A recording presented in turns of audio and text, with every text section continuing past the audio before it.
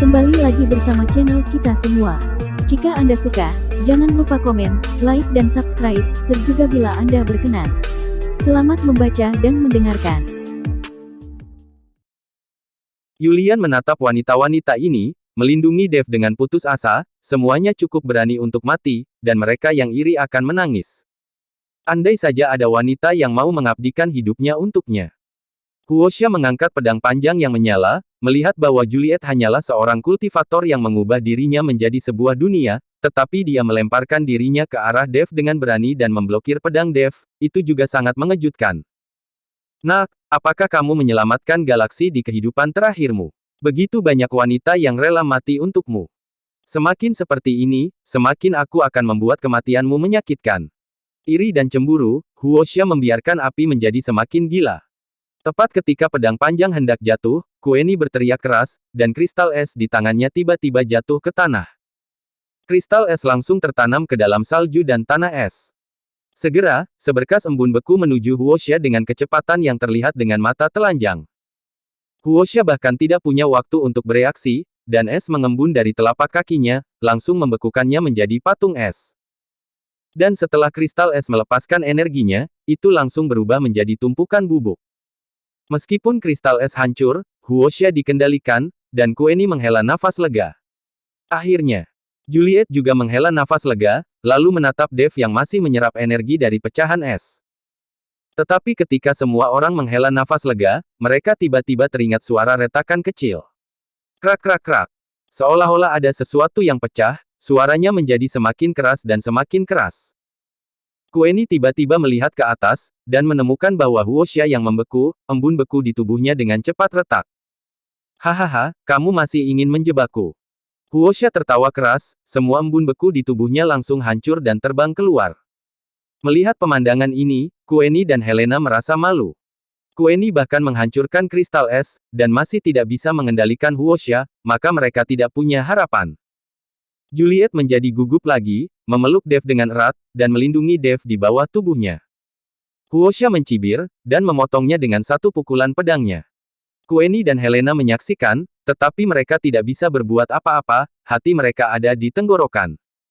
Plak! Tiba-tiba, sebuah tangan besar mencengkeram pergelangan tangan Huoxia dengan erat, mencegahnya jatuh bahkan 1 inci pun. Ekspresi Huoxia berubah, dan dia menatap orang yang tiba-tiba muncul di depannya dengan kaget. Ruby terkejut. Helena juga terkejut saat melihat orang itu datang. Yihe datang, untungnya, dia datang tepat waktu, jika tidak, Dev akan menderita. Di antara orang-orang ini, hanya Ruby yang pernah melihat Yihe dan mengetahui tentang hubungan Yihe dengan Dev. Dan Helena juga mengenal Yihe, bagaimanapun, sebagai binatang dewa, dia masih mengenal 3 kaisar dan 4 raja dari klan binatang. Namun, Yihe tidak mengenal Helena. Ketika Helena diturunkan ke dunia sekuler, dia bertemu Dev untuk sepenuhnya berubah menjadi bentuk manusia. Itu normal bagi Yihe untuk tidak mengenalnya. Siapa kamu? Lepaskan aku sekarang, aku dari Liga Penyegelan Iblis. Huoxia melihat Yihe, lalu mengancam. Lagi pula, dengan kemunculan Yihe sekarang, Huoxia memiliki ketidakpastian, jadi dia akan melaporkan dirinya dari Liga Penyegelan Iblis, sehingga banyak biksu ingin memberikan wajah ke Liga Penyegelan Iblis. Aku tidak peduli apa nama aliansimu.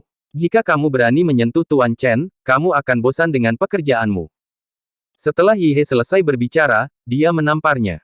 Tubuh Huoxia, seperti layang-layang dengan tali putus, langsung terlempar ratusan meter. Anda harus tahu bahwa Huoxia adalah peringkat ke-9 dari alam tubuh komposit, dan alam semacam ini tidak terlalu rendah di alam manusia surgawi.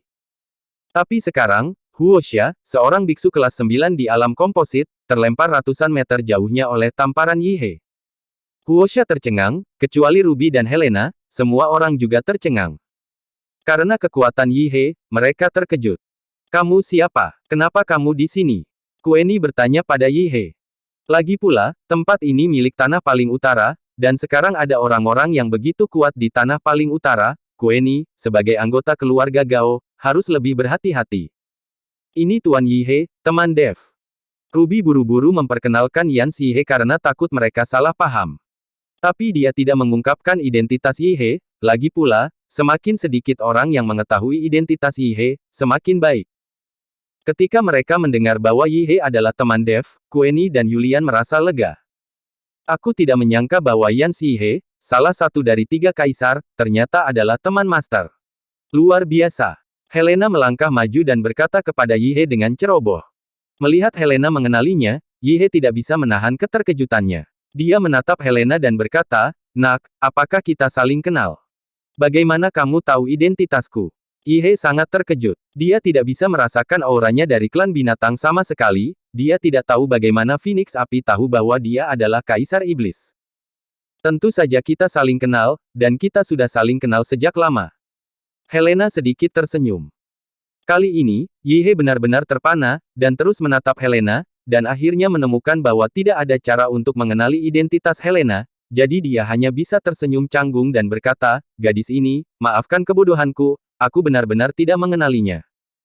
Tentu saja Anda tidak akan mengenali saya, tetapi jika saya mengubah wujud saya, Anda akan mengenali saya." Setelah Helena selesai berbicara, dia berubah menjadi burung phoenix, dengan api menyala di sayapnya. Melihat ini, Yi He terkejut dan berkata, "Helena, jadi kamu Helena." Pada saat ini, Helena berubah menjadi manusia lagi, dan berkata sambil tersenyum, "Aku kenal kamu sekarang." "Aku tahu, tentu saja aku tahu." Yi He mengangguk lagi dan lagi, "Nona Helena, mengapa kamu dalam keadaan ini sekarang? Kekuatan ini bahkan tidak bisa mengalahkan biksu kecil di alam komposit." Yi He sangat bingung, sebagai dewa binatang Phoenix, bagaimana kekuatan Helena bisa menjadi begitu rendah. "Hei, ceritanya panjang, aku akan memberitahumu secara detail ketika aku punya waktu." "Bagaimana kamu bertemu dengan Master?"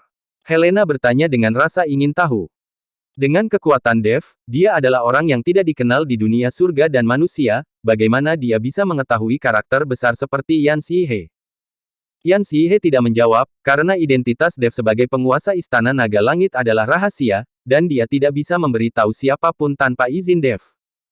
"Nona Helena, mengapa kamu mengikuti Tuan Chen dan memanggil Master? Mungkinkah kamu mengganti Master lagi?" Yi He bertanya balik pada Helena. "Aku." Helena hendak menjawab, ketika Ruby berteriak, "Orang itu akan lari." Ruby melihat bahwa Huoxia berdiri berjuang di tanah, berbalik dan lari. Ditampar oleh Yi He, dia tahu celah antara dirinya dan Yi He, jadi ketika Yi He tidak menyadarinya, dia ingin lari untuk hidupnya terlebih dahulu. Dia tahu bahwa dia ada di tangan Yi He, dan dia bahkan tidak memiliki kemampuan untuk berjuang dan melawan. Melihat Huoxia hendak lari, Yi He mendengus dingin, dan menghentikan Huoxia dengan lompatan. Dia melangkah maju dan meraih kerah Huoxia, dan menamparnya dengan tamparan. "Sialan, kamu masih ingin mengejar dan menggertak Tuan Chen." Dengan tamparan ini, Huoxia kehilangan semua giginya, tetapi nyawanya tidak dalam bahaya.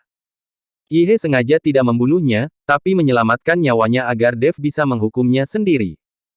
Melihat bahwa Huoxia dikendalikan oleh Yi He, Helena juga berjalan mendekat, dan menamparkan Huoxia beberapa kali. Baru saja, Huoxia sangat merajalela, dan sekarang dia perlu diajari. Ruby, Kueni, dan Juliet juga berjalan mendekat, meninju dan menendang Huoxia, membuat Huoxia tersiksa dan melolong tiada henti. Melihat betapa ganasnya gadis-gadis itu, Julian tiba-tiba tidak iri pada Dev. Jika dia mengganggu gadis-gadis ini, bukankah dia juga akan dihukum mati? Bersambung.